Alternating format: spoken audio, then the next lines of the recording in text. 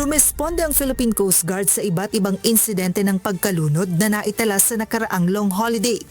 Noong April 3, sinaklolohan ng PCG ang isang 36 anyos na lalaki na muntik nang malunod sa may Davao Occidental matapos na maligo sa dagat nang nakainom ng alak.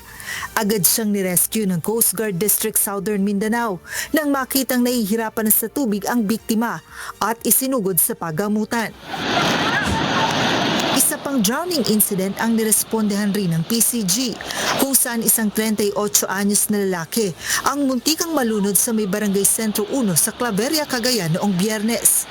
Agad siyang sinagip ng mga rescuer at dinala sa Pampang at dito nadiskubre na lasing rin ito. Isa pang 22 anyos na lalaki na muntikang malunod rin sa Maylalo, Cagayan ang sinaklolohan ng PCG noong April 3. Samantala, isa pang lalaki ang sinagip ng PCG na nakitang lumalangoy ng mag-isa sa may breakwater area ng Philippine Ports Authority sa may Lucena. Tulad ng iba, nakainom rin ng alak at lasing ang naturang lalaki.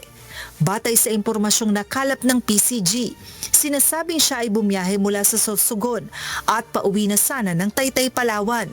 Subalit dahil nawala ang kanyang wallet, hindi na niya naipagpatuloy ang kanyang paglalakbay. Nakipag-ugnayan naman ang Coast Guard Southern Luzon sa Local Disaster Risk Reduction and Management Office para tulungan na makauwi ng Palawan ng biktima.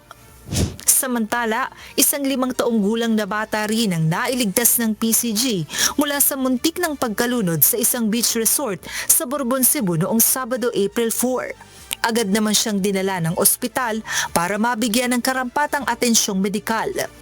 Noong long holiday, mahigpit ang ginawang pagbabantay ng Coast Guard sa paligid ng mga beach na dinayo ng ating mga kababayan na nagbabakasyon.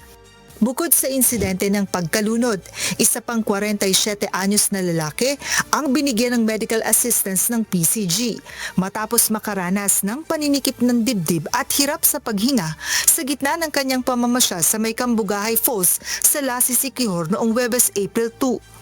Agad rin siyang dinala sa pinakamalapit na ospital na kalaunan ay na-discharge din. Joanna Nano, humahataw sa balita ngayon.